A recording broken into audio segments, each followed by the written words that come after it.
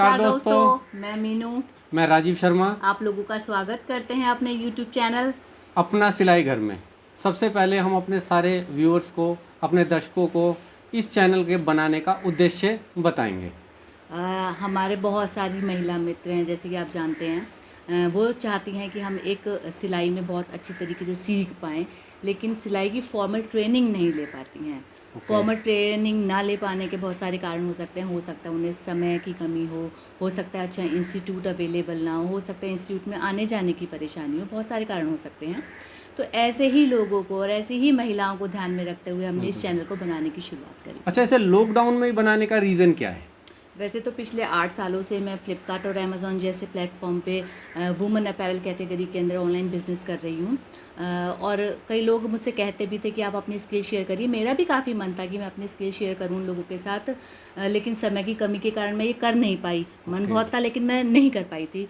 लेकिन इस लॉकडाउन के दौरान मुझको ये लगा कि हाँ भाई, ये बहुत अच्छा समय है और मैं इसका इस्तेमाल कर सकती हूँ, और इसीलिए शुरुआत करी। तो हम ये मान के चलें, जैसे कोई बिगनर्स है जो फर्स्ट डे ही बैठे जी, तो वो क्या 1 या 2 क्लास में सिलाई सीख सकता है? नहीं सीख सकता, क्योंकि उसके लिए हमारा चैनल सब्सक्राइब वो तो नेचुरली है कि हमारे जितने व्यूअर्स हैं वो सारे के सारे हमारे चैनल को लाइक भी करेंगे, शेयर भी करेंगे और सब्सक्राइब भी करेंगे, क्योंकि सब्सक्राइब के बिना आपको अलग अलग क्लासेस को ना तो नोटिफिकेशन ही मिल पाएंगे और ना प्रॉपर ट्रेनिंग मिल पाएगी। लेकिन हम प्रैक्टिकली ये कहें कि 2 क्लास के बाद क्या वो सिलाई कर सकते हैं, जैसे सीधी सिलाई होती है, जिगजैग सिलाई होती है, वो बताएं। बिल्कुल बिल्कुल। 2 क्लासेस के अंदर तो वो पर्सन भी एक्सपर्ट हो जाएगा सिलाई के अंदर जिसने पहली बार मशीन को हाथ लगाया हो। कारण यह है कि जो पहली क्लास होगी उसके अंदर हम सिलाई मशीन के बारे में बताएंगे, सिलाई मशीन के क्या पार्ट्स हैं, उसको कैसे यूज़ करना चाहिए, या क्या क्या उसकी बेसिक्स होती हैं। तो ऐसे में जिसके पास सिर्फ सिलाई मशीन घर में कहीं पर भी रखी होगी वो उसको निकाल सकता है, उसको बहुत अच्छी तरीके से मेंटेन कर सकता है और खुद ही मैनेज कर सकता है, उसके लिए कोई ज़रूरत नहीं पड़ेगी। और तीसरी क्लास के अंदर हम उनको सीधी सिलाई, जिगजैग सिलाई में तो एक्सपर्ट कर ही देंगे। ओके। अच्छा, सिलाई के साथ आप अपनी कुछ अदर स्किल्स जैसे कटिंग वगैरह की क्लासेस भी प्रोवाइड कराएंगे क्या? हाँ, सीधी सी बात है, क्योंकि सिलाई के लिए तो 2-3 क्लासेस हमारी काफ़ी रहेंगी। तो 2-3 क्लासेस के बाद से हम शुरुआत कर देंगे अपने स्मॉल प्रोजेक्ट्स की। स्मॉल प्रोजेक्ट्स अगर कहें तो जैसे कि हम छोटे कुशन कवर्स बना सकते हैं, पिलो कवर्स बना सकते हैं, इवन कुछ ड्रेसेस भी ऐसी होती हैं जो सिर्फ सीधी सिलाई सीखने के बाद भी बनाई जा सकती हैं, उसको मैं करवा सकती हूँ। और जैसे जैसे समय आगे बढ़ेगा हमारे नए नए वीडियोज़ आएंगे, तो एडवांस क्लासेस जैसे जैसे हम पहुंचेंगे तो उसके अंदर तो बहुत सारी चीज़ें सिखाने को मैं तो यानी हम कह सकते हैं कि सिलाई की 3 से 5 क्लासें और 15 से 18 या 20 क्लासें कटिंग की हो जाएं, तो हमारे दोस्त अपना वार्डरोब बढ़िया तरीके से तैयार कर सकते हैं क्या? बिल्कुल कर सकते हैं। 2-3 क्लासेस के अंदर आप जब मशीन को मैनेज करना सीख जाएंगे और 12 से 15 क्लासेस के बीच में आप एक्सपर्ट हो ही जाएंगे, तो पर्सनल वार्डरोब मेंटेन करना कोई बड़ी बात नहीं है, वो बहुत अच्छी आसानी तरीके से हो सकता है।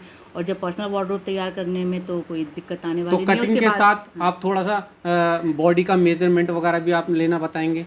आपने देखे होंगे बहुत सारे वीडियोस, या आपकी इवन अगर आपने कहीं पे सीखा है तो कई सारी चीज़ें ऐसी सिखाई जाती हैं जो आप बस उनके कहने के अनुसार चलते हैं, लेकिन आप उसको कभी देखते नहीं है कि ये सही था या गलत था। तो मैंने ऐसी कई तरीके की जो चीज़ें हैं वो मैंने खुद ही इन्वेंट भी करी हैं। आपको शायद मजाक लगेगा, लेकिन जैसे जैसे आप क्लासेस में मेरे साथ आगे बढ़ेंगे तो आपको पता लगेगा कि अरे ये चीज़ तो हमने कभी देखी नहीं थी, या इस चीज़ के बारे में तो हमने कभी सोचा भी नहीं था। जैसे एग्जाम्पल है, हर लेडीज़ का मेजरमेंट डिफरेंट होता है। बिल्कुल, जैसे कि आप बताना चाहें। हमारी इंडियन लेडीज जो होती हैं उनका तो बेसिकली सभी की जो फिगर होती है बिल्कुल ही डिफरेंट काइंड की होती है। बिल्कुल।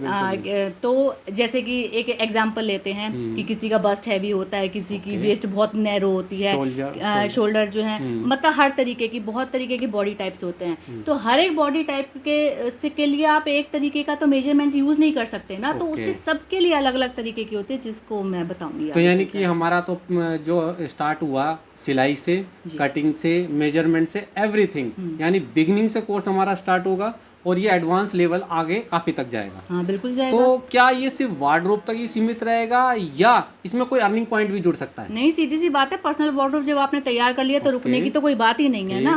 फिर आप उसको आगे फर्दर ले जाएंगे तो क्या कर सकते हैं, आप अपना बुटीक खोल सकते हैं, आप अपनी कोई रिटेल शॉप खोल सकते हैं, होने को ऑनलाइन बिजनेस भी शुरू कर सकते हैं जैसे कि हम लोगों ने करा है। तो और ना किसी के ऊपर डिपेंड होने की जरूरत पड़ेगी। तो दोस्तों, अभी तक आपको हमने काफ़ी इंट्रोडक्शन दिया सीविंग के लिए, कटिंग के लिए। और आप हमारे इस वीडियो चैनल को सब्सक्राइब करें ताकि आपको समय समय पर अच्छी सीविंग, कटिंग और आगे पैटर्न जैसे एडवांस कोर्स की जानकारी मिलती रहे। तो इसके लिए आपको हमारे साथ बने रहना है। आज आपको पहली क्लास दी जाएगी, इसलिए जाइएगा मत, हमारे साथ रहिएगा और हमारे वीडियो चैनल को सब्सक्राइब करना ना भूलें। धन्यवाद। नमस्कार दोस्तों, चलिए अभी आपको मैं बताती हूँ नीडल्स के बारे में। सबसे पहले आपको ये दोनों ही दिखाई दे रही हैं, दोनों पैकेट ऑर्गन नीडल्स के हैं, लेकिन इनके बीच में फ़र्क क्या है। सबसे पहला फ़र्क जो आपको दिखाई दे रहा है कि इसके ऊपर मार्क है DB और इसके ऊपर मार्क है HA।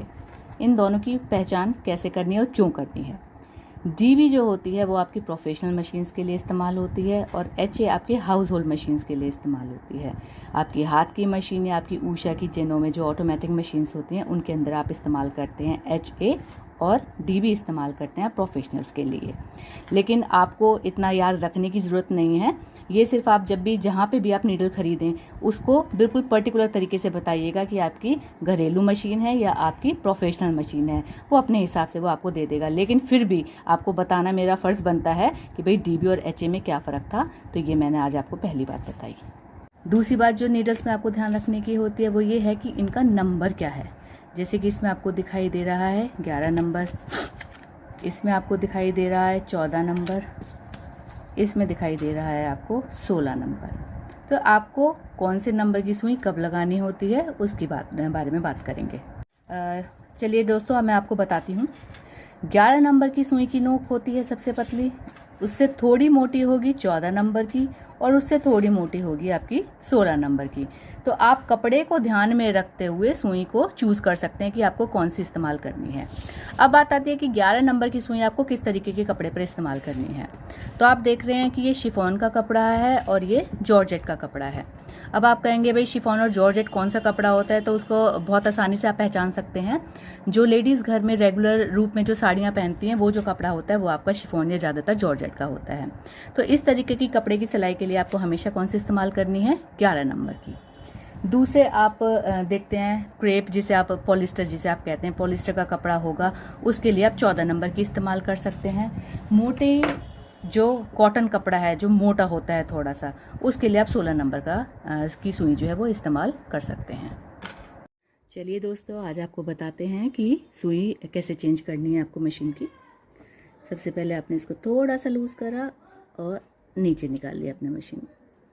चलिए, इस सुई की सबसे बड़ी खासियत, ये प्रोफेशनल मशीन है, चाहे आप कोई सी भी इस्तेमाल करें, आपको हर सुई में ये 2 क्वालिटीज़ दिखाई देंगी कि एक तरफ से इसके अंदर गड्ढा सा होता है और एक तरफ से ये होती है बिल्कुल प्लेन।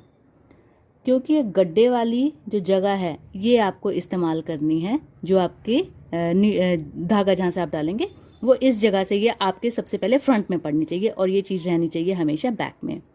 अब बात आती है कि इसका मशीन का फ्रंट कहाँ पर है। जो आपकी घरेलू मशीन होती हैं, अगर आप उठाएंगे तो आप देखेंगे कि उसका ये पूरा सेट जो होता है वो सामने की तरफ होता है। लेकिन ये हमारी क्या कहते हैं, अम्ब्रेला मशीन है, इट मीन्स प्रोफेशनल मशीन है, तो इसका है यहाँ पे साइड में। तो इस चीज़ का हमेशा ध्यान रखिए कि जब भी आप सुई चेंज करें तो आप सबसे पहले देखें कि इसके जो सेट का फेस है वो कहाँ पर है। इसके सेट का फेस यहाँ पर है, तो ऑब्वियस सी बात है कि मैं सुई को इस तरीके से लगाऊंगी। इट मीन्स गड्ढे वाली साइड कहाँ पर रहेगी मेरी, इसके सामने। अगर मेरा ये सेट इस तरफ होता तो मैं इस सुई को किस तरीके से लगाती, इस तरीके से। इट मीन्स गड्ढे वाली साइड मेरी यहाँ फ्रंट में आती। चलिए दोस्तों, अब इस सुई को दोबारा से सेट करते हैं फाइनली। अब आपको पता चल गई थी कि मेरा इसका सेट कहाँ पर है, इस साइड में। तो ये गड्ढे वाली साइड को मैं रखती हूँ इस तरीके से और इसको डाल देती हूँ।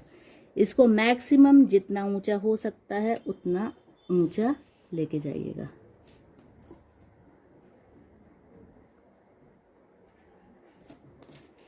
ठीक है, नोटिस करिएगा कि ये बिल्कुल सही जगह पे सेट हो।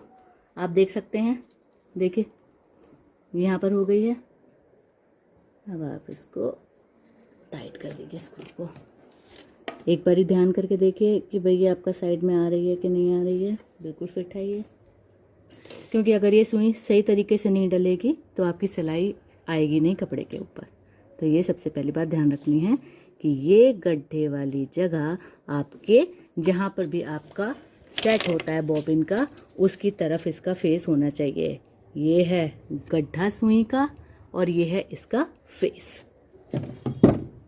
चलिए दोस्तों, आज सीखते हैं धागा डालना मशीन के अंदर। ये है आपका स्पूल पिन, यहाँ पे आपने डाला अपना सुई। यहाँ के जो भी आप स्टेप देखेंगे, आप कोई सी भी मशीन हो, इसी तरीके के स्टेप्स होते हैं, बस उनका जो फेस होते हैं वो आगे पीछे चेंज हो जाते हैं, अदरवाइज हर तरीके से यही चलती है।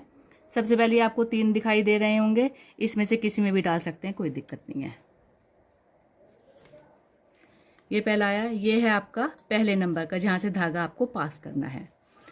सेकंड आपका आता है टेंशन वाली, इसे हम बोलते हैं टेंशन। आपको दिखाई दे रहा है ये धागा अब नेक्स्ट इसमें जाएगा, ना इससे आगे ना इससे पीछे, ठीक है। अब आपको दिखाई दिया, ये है आपका इस धागे को मैनेज करने के लिए स्प्रिंग। ये स्प्रिंग बेसिकली इसलिए होती है क्योंकि ये जब आपकी मशीन चलती है तो ये धागे के अंदर ईज बना के रखती है ताकि आपका धागा ना टूटे। जब आप मशीन चलाएंगे तो ये इस तरीके से ऊपर नीचे होती रहेगी। ये अगर आपकी मशीन में नहीं है तो उसमें की वजह से जो है आपका धागा टूटता है बार बार ही। तो इस चीज़ का ध्यान रखिए, अगर ना हो तो इसको प्लीज़ अपनी मशीन में सेट करवा लीजिएगा। अब आता है आपका पहला और दूसरा। अब तीसरा स्टेप है आपका ये। अब तीसरी नंबर पे आप डालेंगे धागा इस साइड। हो गया 1 2 3। बस अब यहाँ पे आपको दिखाई देंगे इस तरीके के पॉइंट्स जहाँ से आप धागे को पास कर सकते हैं। करें ना करें कोई ज़्यादा फर्क नहीं पड़ता है। तो 2 पॉइंट्स हैं, एक धागा पास करने के लिए ये पॉइंट है, एक धागा पास करने के लिए ये पॉइंट है। इधर पे डाल दीजिएगा। अब आती है आपकी बारी नीडल में धागा डालने की।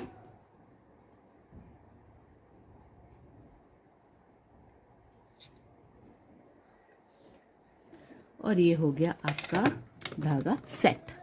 तो आप ध्यान रखिएगा 1 2 3 और 4। चलिए दोस्तों, आज हम बॉबिन के अंदर धागा डालना बताते हैं आपको। सबसे पहले हमने मशीन में धागा डालना तो देख लिया था ऊपर का, उसके पॉइंट्स एक बार आपको रिवाइज करवा देती हूँ। पहला, दूसरा, तीसरा और चौथा, ठीक है। चलिए अब बात करते हैं बॉबिन केस की। आपको दिखाई दे रहा है ये है बॉबिन केस और ये हैं डिफरेंट तरीके की बॉबिन्स। अब बात आती है कि आप इस बॉबिन केस में कोई सी भी बॉबिन इस्तेमाल कर सकते हैं तो नहीं। हर एक मशीन का बॉबिन अलग होता है। बॉबिन केस जो आपकी घरेलू मशीन होती हैं, ये है ऑटोमेटिक उषा मशीन जेनोमी की, ये है हाथ की मशीन की और ये है आपकी प्रोफेशनल मशीन की बॉबिन। अब आपको देखने में तो ये तीनों सेम लग रही हैं, तो डिफरेंस कहाँ पर है? तो डिफरेंस आप नोटिस करेंगे जब आप इस बॉबिन केस के अंदर डालते हैं इसको, तो आप देखेंगे ये इस बॉबिन केस से ऊपर की तरफ जा रही है। इट मीन्स ये इसके अंदर सेट नहीं हो रही है। अगर आप ये उषा जेनोमी की ऑटोमेटिक वाली बॉबिन डालते हैं तो आप देख रहे हैं ये इससे भी ऊपर जा रही है। इट मीन्स ये भी इसके अंदर फिट नहीं है, तो ये भी इसके लिए नहीं बनी है। अब मैं डालती हूँ ये बॉबिन। अब आप नोटिस करेंगे ये बिल्कुल लेवल पर आ रही है। इट मीन्स ये बॉबिन इसी बॉबिन केस के लिए फिट होगी। चलिए दोस्तों, अब जरा इसमें सही तरीका क्या है बॉबिन डालने का, धागा किस तरफ से निकलना चाहिए उसकी बात करते हैं। आपको दिखाई दे रहा है ये बॉबिन केस। इस बॉबिन केस में पास करने के धागे का तरीका क्या है? आप देखते हैं कि ये धागा इस तरफ से आ रहा है, ठीक है जी। और अगर मैं इसको यहाँ पे करती हूँ तो अब ये इस तरफ पे राउंड जा रहा है। तो सबसे पहले हम डालेंगे इस बॉबिन केस को इस तरफ से, ये इस तरफ पे राउंड करने होना चाहिए, ठीक है। आप देख रहे हैं ओपन हिस्सा यहाँ पर है और ये इस तरीके से इसको राउंड करें। सबसे पहले आप इसको लाएंगे इस जगह पर, उसके बाद इसको पास कर देंगे यहाँ पर और ये आपका धागा हो गया फिट। अब इसको मशीन में कैसे सेट करना है, इस धागे को रखिए साइड में। अब आप देख रहे हैं इस तरीके से आप इसको रखिए इस साइड, ये वाला हिस्सा और ये वाला हिस्सा आपस में फिट होते हैं। इस तरीके से डाला और आप एक बार इसको पुश करिए और आपको एक आवाज़ सुनाई देगी, कट। इट मीन्स अभी आपकी बिल्कुल फिट है और काम करने के लिए तैयार है। तो दोस्तों मैंने अभी आपको बताया कि इस बॉबिन को किस तरीके से फिट करना है। अब फिट करना तो आ गया, लेकिन अगर निकालना है तो इसे निकालने का तरीका क्या है। आपको ये एक पिन दिखाई दे रही है, देखिएगा इस पिन को, ये इस तरीके से इसको थोड़ा सा पकड़िए और बाहर की तरफ ले लीजिए और ये आ गई आपकी। अब देखिएगा मैं 2-3 बारी करके दिखाती हूँ आपको। ये फिट हुई, ये निकाल ली,